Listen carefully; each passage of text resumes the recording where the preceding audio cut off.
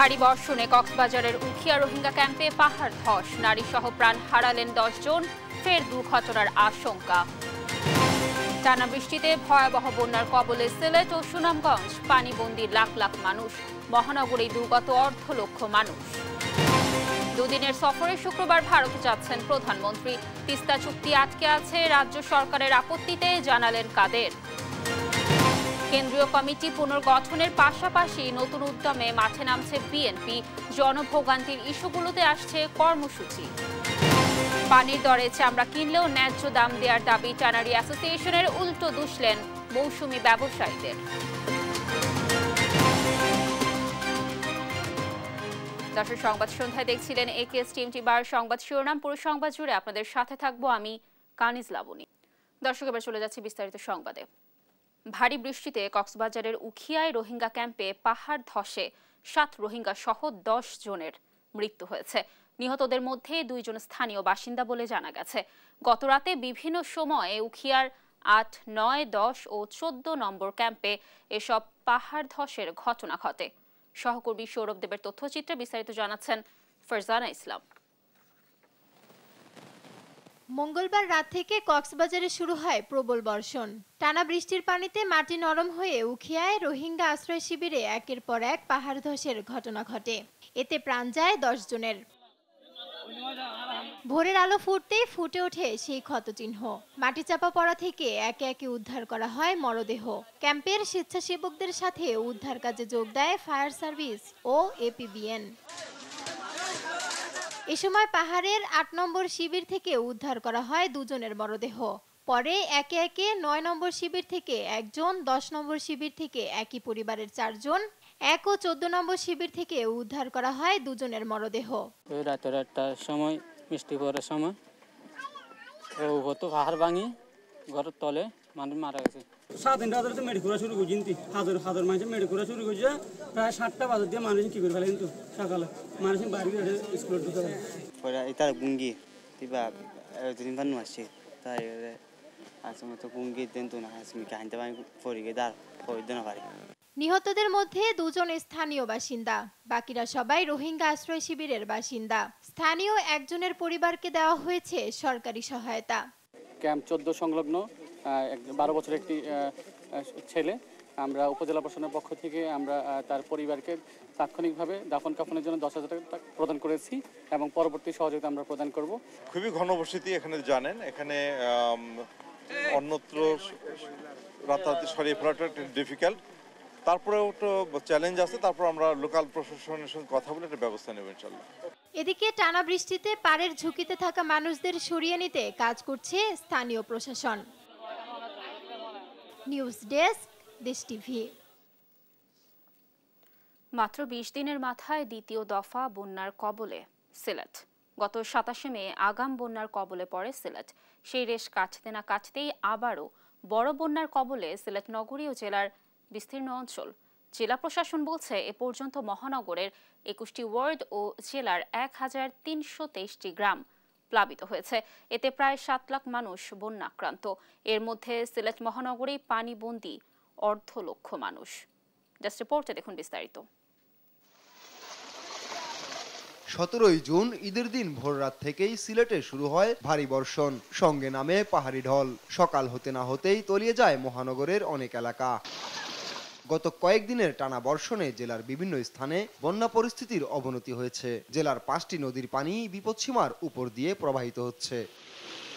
জেলা প্রশাসন জানিয়েছে মহানগরের 21টি ওয়ার্ড ও জেলার প্রায় 1323টি গ্রাম প্লাবিত হয়েছে।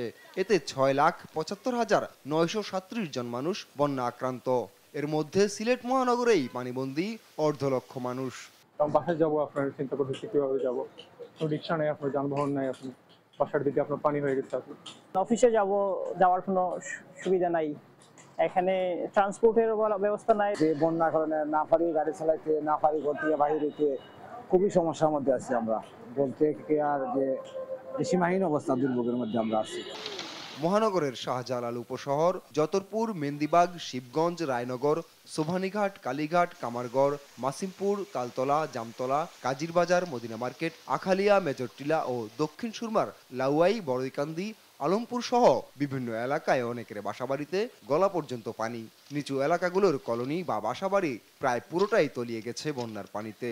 এতে চরম বিপাকে এসব এলাকার মানুষ। বিশেষ করে আমাদের উপশহর এলাকাটা খুবই নাজুক অবস্থা। অল্প বৃষ্টিতে উপশহর ড্রেনগুলো পানিতে ভরে যায়, আমাদের বাসা বাড়িতে পানি উঠে যায়। অফিস করতে সমস্যা হচ্ছে, যাইতাম পারলাম না, কোনো বাস উঠতাম পারলাম না, কিলা জোরতাম, কিলা থেকে ভাত খাইতাম। আমরা গরিব সব মরে গেছি, আমরা উপায়টা কিছু হইতো একমাত্র আল্লাহ জানে। এমন পরিস্থিতিতে কিছু মানুষ আশ্রয় কেন্দ্রে আশ্রয় নিলেও বেশিরভাগই যেতে চাচ্ছেন না নিজে বাসাবাড়ি ছেড়ে। নিউজ ডেস্ক, দেশ টিভি। ভারত থেকে নেমে আসা পাহাড়ি ঢল ও টানা বৃষ্টিতে সুনামগঞ্জে প্লাবিত হয়েছে প্রায় ৮০% এলাকা। এরই মধ্যে জেলার ৬৯টি ইউনিয়ন এবং ২টি পৌরসভার প্রায় ৪.৫ লাখ মানুষ বন্যাক্রান্ত হয়েছেন। এদিকে মৌলভীবাজারে ৬ উপজেলার ৩৩২টি গ্রাম প্লাবিত হয়েছে। ঢলের পানি এবং বৃষ্টিপাত বেড়ে চলমান বন্যা পরিস্থিতি আরও অবনতি হতে পারে বলে জানিয়েছে পানি উন্নয়ন বোর্ড। সহকর্মী মেহেদি হাসান ও সালে এলাহি কুটির পাঠানো তথ্যচিত্রে টুম্পা আফরোজের ডেস্ক রিপোর্ট। সুনামগঞ্জে গত দুদিন পাহাড়ি ঢল ও বর্ষণে বাড়তে শুরু করেছে পানি। প্লাবিত হচ্ছে নতুন নতুন এলাকা। বর্তমানে ছাতক, দোয়ারা বাজার সদর উপজেলা সহ জেলার প্রায় ৮০% এলাকা প্লাবিত হয়েছে। সুরমা নদীর পানি বিপদসীমার ৬০ সেন্টিমিটার উপর দিয়ে প্রবাহিত হচ্ছে। আর ছাতক পয়েন্টে সুরমা নদীর পানি এবং তাহিরপুর উপজেলার জাদুকাটা নদীর পানির গতি আগের চেয়ে কিছুটা কমেছে। এরই মধ্যে সুনামগঞ্জ জেলা সদরে ৫,০০০, বিশ্বম্ভরপুরে ২২,০০০, শান্তিগঞ্জে ১৫,০০০, জগন্নাথপুরে ৩৭,০০০, দোয়ারা বাজারে ৫০,০০০, দিরায়ে ৭৮,০০০ এবং ছাতকে ২ লাখ মানুষ পানিবন্দী হয়েছেন। আতঙ্কে আছি। আমার গ্রামের বাড়িতে অলরেডি পানি ঢুকে গেছে, তাদেরকে আমরা শহরে আনার চেষ্টা করছি, কিন্তু আজকে সকাল থেকে শহরের অবস্থাও ভালো নেই। সকালে ঘুম থেকে উঠে দিকে আমরা পানি, পিছনেও পানি, সামনেও পানি, গরু অসুস্থ ক্ষতি হয়েছে এবং ঘরের ভিতরে পানি আছে, কোনো ঘরে একবারে বাঙ্গিয়া উঠে এলি। এখন বাচ্চা কাচ্চা লিয়ে অনেক মানুষে উগারে এর উপরে যে যেমনি ফাঁসে লিয়ে বইল। পানির অবস্থা খুব বেশি খারাপ, ভয়ানক। আমরা বর্তমানে আমাদের বাসায় কতটুকু জল আছে, ঘরে পানি ঢুকছে কালকে রাত্রের থেকে, এখন তো আছি বড় ভীষণ কষ্টের মধ্যেই। বৃষ্টিপাত বেড়ে বন্যা পরিস্থিতির অবনতি হতে পারে বলে জানিয়েছে পানি উন্নয়ন বোর্ড। এদিকে বন্যার্তদের জন্য ৫৩১টি আশ্রয় কেন্দ্র প্রস্তুত রয়েছে। প্রতিটি উপজেলায় ত্রাণ, শুকনো খাবার সহ সরকারি সহায়তা পাঠানো হয়েছে বলে জানিয়েছে জেলা প্রশাসন। আশ্রয় কেন্দ্রগুলো খুলে দেওয়া হয়েছে, যাদের প্রয়োজন তারা আশ্রয় কেন্দ্রগুলোতে আশ্রয় নিচ্ছে। আমাদের প্রশাসনের পক্ষ থেকে সর্বাত্মক সহযোগিতা এই আশ্রয় কেন্দ্র সহ সার্বিক বিষয়ে অব্যাহত রয়েছে। এদিকে উজান থেকে নেমে আসা পাহাড়ি ঢল ও বিভিন্ন স্থানে ভারী বৃষ্টিপাতে সৃষ্ট বন্যায় মৌলভীবাজারের ৬টি উপজেলার ৩৩২টি গ্রাম প্লাবিত হয়েছে। এতে পানিবন্দী হয়েছেন প্রায় ২ লাখ মানুষ। বুধবার সকাল পর্যন্ত ধলাই নদীর পানি রেলওয়ে ব্রিজ এলাকায় বিপদসীমার ২৩ সেন্টিমিটার, মনু নদীর পানি ৮ সেন্টিমিটার, জুড়ি নদীর পানি ১৯৯ সেন্টিমিটার এবং কুশিয়ারা নদীর পানি বিপদসীমার ১২ সেন্টিমিটার উপর দিয়ে প্রবাহিত হচ্ছে। বন্যা মোকাবেলায় জেলায় ৯৮টি আশ্রয় কেন্দ্র, ৫৬টি মেডিকেল টিম প্রস্তুত রাখা সহ দুর্গতদের জন্য ত্রাণ সরবরাহ উদ্ধারে কাজ করছে জেলা প্রশাসন। ভারী বর্ষণ সহ উজান থেকে নেমে আসা ঢলে রংপুরের প্রধান নদ নদীর পানি বাড়া অব্যাহত রয়েছে। এরই মধ্যে কাউনিয়া পয়েন্টে তিস্তা নদীর পানি বিপদসীমা অতিক্রম করেছে। অন্য নদ নদীর পানি বেড়েই চলেছে। নদী তীরবর্তী নিম্নাঞ্চলে পানি উঠতে শুরু করেছে। পরবর্তী ৪৮ ঘন্টার মধ্যে রংপুরের নিম্নাঞ্চলে স্বল্পমেয়াদী বন্যা সৃষ্টি হতে পারে বলে জানিয়েছে পানি উন্নয়ন বোর্ড। নিম্নাঞ্চলের কিছু কিছু স্থানে পানি উঠেছে, বন্যার পানি, বাট মূলভূমিতে এখনো বন্যা আক্রান্ত হয়নি। আগামী ২৪ থেকে ৪৮ ঘন্টায় এভাবেই পানি ওঠানামা করবে। নিউজ ডেস্ক, দেশ টিভি। দুদিনের সফরে শুক্রবার ভারত যাচ্ছেন প্রধানমন্ত্রী শেখ হাসিনা। সড়ক পরিবহন ও সেতুমন্ত্রী ওবায়দুল কাদের জানিয়েছেন, দ্বিপাক্ষিক বিভিন্ন ইস্যু নিয়ে আলোচনা হতে পারে, তবে তিস্তা চুক্তি ভারতের রাজ্য সরকারের আপত্তিতেই আটকে আছে। এক্ষেত্রে রাজ্য সরকারের সাথে বাংলাদেশের আলোচনার সুযোগ নেই। জয় যাদবের রিপোর্ট। গেল ৮ জুন ভারতের প্রধানমন্ত্রী নরেন্দ্র মোদীর আমন্ত্রণে তার তৃতীয় মেয়াদে শপথ অনুষ্ঠানে যোগ দিতে ভারত গিয়েছিলেন প্রধানমন্ত্রী শেখ হাসিনা। ১৫ দিনের ব্যবধানে দ্বিপাক্ষিক সফরে আবারও ভারত যাচ্ছেন প্রধানমন্ত্রী। প্রধানমন্ত্রীর সফর নিয়ে আওয়ামী লীগ সাধারণ সম্পাদক, সড়ক পরিবহন ও সেতুমন্ত্রী ওবায়দুল কাদের বলেন, দ্বিপাক্ষিক নানা বিষয় নিয়েই আলোচনা হবে এই সফরে। গঙ্গা চুক্তি আগেই হয়েছে, এখন আমরা তিস্তা আর ফেনী নদীর কথা বিভিন্ন নদীর পানি বন্টন নিয়ে বলি, সেগুলো আলাপ আলোচনা পর্যায়ে রয়েছে। আলোচনা হলে কি অগ্রগতি হয় সেটা দিকেও আমরা অবশ্যই চেয়ে থাকবো। তিস্তা চুক্তি নিয়ে সাংবাদিকদের প্রশ্নের জবাবে তিনি বলেন, এটি আটকে আছে ভারতের রাজ্য সরকারের আপত্তির কারণে। তিস্তা সেখানে রাজ্য সরকারের একটা সাপোর্টের বিষয় আছে, এটা তো ভারত সরকারের বিষয়। তারা তাদের রাজ্য সরকারকে এ ব্যাপারে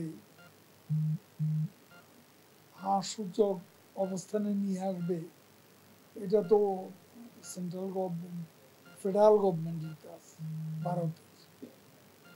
এখন ভারতের কোনো রাজ্য সরকারকে এ ব্যাপারে পার্সু করা, তাদের সাথে আমাদের তো আলোচনার কোনো সুযোগ। দুদিনের রাষ্ট্রীয় সফরে শুক্রবার দুপুরে ভারতের উদ্দেশ্যে রওনা দেবেন প্রধানমন্ত্রী শেখ হাসিনা। সমাধান তো হয়েছে। জয় যাদব, দেশ টিভি, ঢাকা। দর্শক, সংবাদ সন্ধ্যায় আরো থাকছে। জমকালো আয়োজনে পুতিনকে স্বাগত জানালেন কিম, কৌশলগত চুক্তি সই ওয়াশিংটনের উদ্বেগ।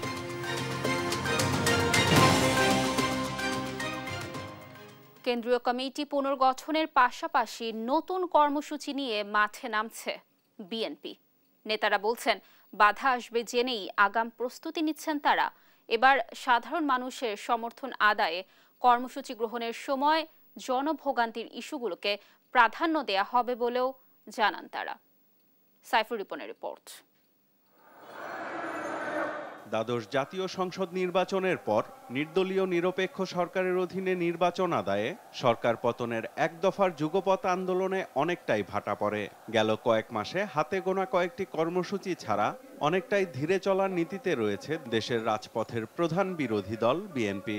চলমান আন্দোলনের ফসল ঘরে তুলতে না পারলেও নিজেদের ব্যর্থ বলতে নারাজ বিএনপি। প্রাত্যহিক জীবনের যে দুর্দশা এবং দুর্ভোগ এবং সৎভাবে আয় করা মানুষের যে জীবনের কি যন্ত্রণা এখন, সেইটাকেই সামনে এগিয়ে নেওয়া যাওয়ার জন্য এবং সেই সমস্যার সমাধানের জন্য আমরা আমাদের সুনির্দিষ্ট কর্মসূচি গ্রহণ করেছি, যার কিছু কিছু আমরা ইতিমধ্যেই শুরু করেছি এবং বাকিগুলো আমরা সামনে আরও বেশি করে করব। পরিস্থিতির আলোকে আন্দোলন সংগ্রামের কৌশল তৈরি করছেন। অচিরে দেখবেন, আমরা আগে বলি যে আমরা ব্যর্থ নয়, জনগণ আমাদের সাথে আছে। আমরা ব্যর্থ হচ্ছি ওই জায়গায় কিছু সংখ্যক সরকারি কর্মকর্তা কর্মচারীর কারণে আজকে আমাদের আন্দোলনকে ব্যাঘাত করে তুলছে। সেটা থেকে আমরা প্রতিহত করে ইনশাল্লাহ এগিয়ে যাব। সরকারের পতন নিশ্চিত করার মতো কার্যকরী আন্দোলন নিয়ে ফের মাঠে নামার সময় খুব বেশি দূরে নয় বলছেন বিএনপির ভাইস চেয়ারম্যান আব্দুল আউয়াল মিন্টু। অনেকগুলা কারণ বিদ্যমান আছে, যে কারণগুলোর জন্য সরকারের পতন হইতে বাধ্য। আমরা যে পতন ঘটানোর জন্য আন্দোলনের যে গতি, যে প্রকৃতি দরকার, সেভাবেই এবার আন্দোলন করা হবে, কিন্তু যথাসময়, এবং সেই সময় আবার বেশি দূর না। অগণতান্ত্রিক শক্তির সাথে লড়ার নতুন কৌশল নিয়ে এগুলেও তা নিয়ে বিস্তারিত জানাতে চান না বিএনপির স্থায়ী কমিটির এই সদস্য।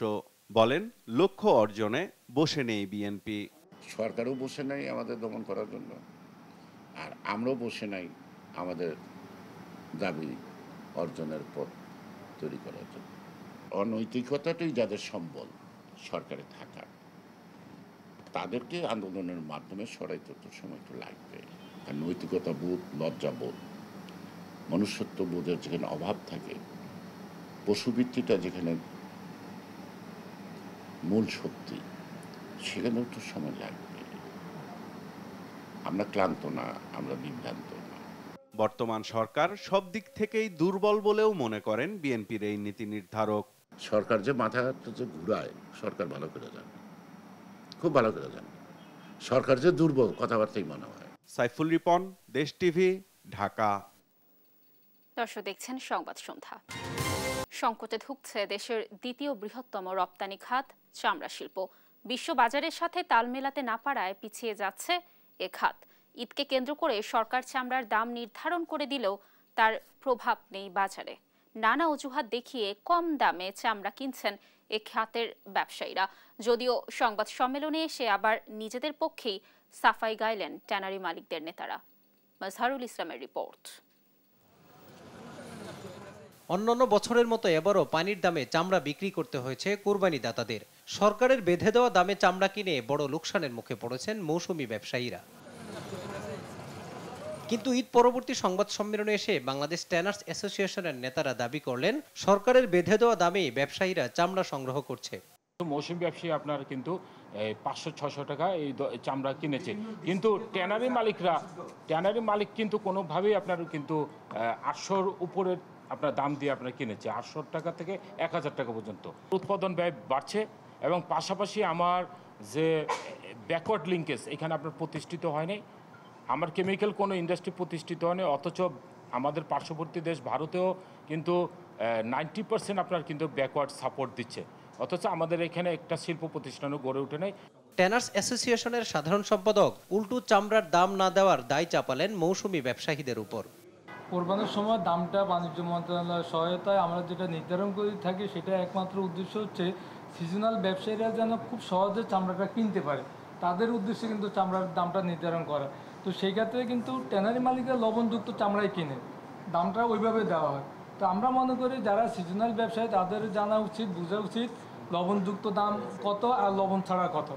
নিজেদের সীমাবদ্ধতার কথা তুলে ধরে এফবিসিসিআইয়ের সহ সভাপতি আমিন হেলালি বলেন, একদিনে সব চামড়া সংগ্রহ করা সম্ভব না। একদিনে এত পশুর চামড়া একদিনে বা এক সপ্তাহের মধ্যে এগুলো বা এক মাসের মধ্যে প্রসেস করা সম্ভব নয়। এটা একটা, আপনারা জানেন যে প্রায় 50% আমাদের টোটাল যে ক্যাপাসিটি তার 50% আমাদের কোরবানির ঈদ থেকেই আসে। সুতরাং আমি মনে করি এটা আর একটু আধুনিক ব্যবস্থাপনায় আমাদের যাওয়া উচিত, সবাই সম্মিলিত প্রচেষ্টার মাধ্যমে। দেশে মোট চামড়ার 50 ভাগই সংগ্রহ হয় কুরবানির ঈদে। তবে চামড়ার দাম দিন দিন কমে যাওয়ার যেসব কারণ ট্যানারি মালিকরা তুলে ধরলেন, বাস্তবতার সঙ্গে তার তেমন মিলই খুঁজে পাওয়া যায় না। মাজহারুল ইসলাম, দেশ টিভি, ঢাকা। দর্শক সংবাদ সন্ধ্যায় আরো থাকছে। আজ শুরু টি-20 বিশ্বকাপের সুপার 8 রোমাঞ্চ। সাউথ আফ্রিকাকে চমকে দিতে চায় স্বাগতিক যুক্তরাষ্ট্র।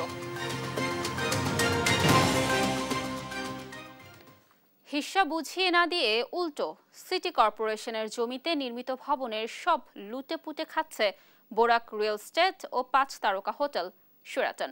জনস্বার্থে তৃতীয় পক্ষ রিট করে আদালতের নির্দেশনা এনে দিলেও আজও প্রশ্নবিদ্ধ সিটি কর্পোরেশনের পদক্ষেপ।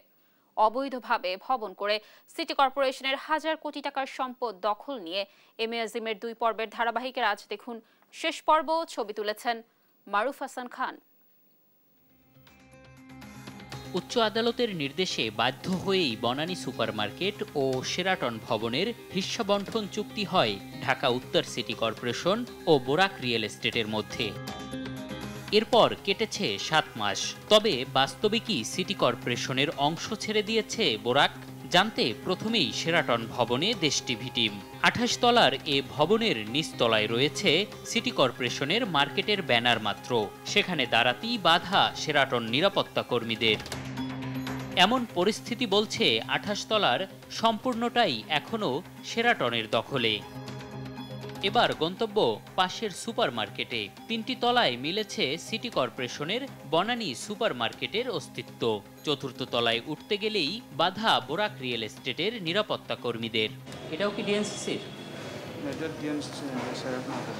এ দুটি ভবনের 20 তলা সিটি কর্পোরেশনের দখলে থাকার কথা থাকলেও শেরাটন আর বোরাক যে সবটা লুটেপুটে খাচ্ছে তারই বিবৃতি মার্কেট সভাপতির কথায়। হাউজিং করতে গিয়ে সে যখন 16 তলা করে ফেলছে আর সিটি কর্পোরেশন খুব ইজি মনে করছে, সে ওই সামনের জায়গাটাও লিজ নিয়ে নিছে, পার্কিংটা আমাদের খালি জায়গাটা ওইখানে যে 30 তলা ফাউন্ডেশন 30 তলা করে ফেলছে। তাহলে আদালতের নির্দেশনার পরও যে চুক্তি তা কি শুধুই দেখানো, জানতে মেয়রের মুখোমুখি দেশ টিভি। এখনো চিঠির মধ্যেই সীমাবদ্ধ বলে জানান উত্তর সিটি কর্পোরেশনের মেয়র আতিকুল ইসলাম। 20 তলা পর্যন্ত যেটা আছে পুরোটাই তাদের ট্যাক্স দিয়ে, তার সাথে আমাদের নেগোসিয়েশন হচ্ছে, তারা আমাদের ভাড়া দিবে। উচ্চ আদালতে রিট করে হাজার কোটি টাকার সম্পদ সিটি কর্পোরেশনকে ফিরিয়ে দেওয়ার নির্দেশনা এনে দেওয়ার পরও সিটি কর্পোরেশনের নিতে না চাওয়ার প্রবণতায় হতাশ আইনজীবী। সবকিছু দেওয়ার পর সিটি কর্পোরেশন যদি নিতে গড়িমসি করে না নেয়, তাহলে তো এখন আরেকটা মামলা দুদকে গিয়ে করা লাগে সিটি কর্পোরেশনের বিরুদ্ধে। আপনারা রিপোর্ট করেন, প্রয়োজনে আমরা সিটি কর্পোরেশনের বিরুদ্ধে করব। কারণ সমস্যা হয়েছে কি, এত 2 নাম্বার লোকের দেশে আপনি কাজ করা খুবই টাফ। কারণ একটা ঘোড়াকে আপনি টেনে টেনে পানি পর্যন্ত নিতে পারবেন, কিন্তু এই ঘোড়াটা যদি পানি নিজে না খায়, আপনি মুখের ভিতর দিয়ে পানি ঢুকাইতে পারবেন না। কি মাঝে মধ্যে এইসব দেশে থেকে এইগুলা আমাদের ফেস করতে হয়। 2014 সালে ভবন নির্মাণ শেষ হলেও অজানা কারণেই নিজেদের সম্পদ বুঝে নেয়নি সিটি কর্পোরেশন। জনস্বার্থে উচ্চ আদালতে রিট করে নির্দেশনা আনলেও শুধু কাগজে কলমে চুক্তি করে রেখেছে তারা। এম এ আজিম, দেশ টিভি, ঢাকা।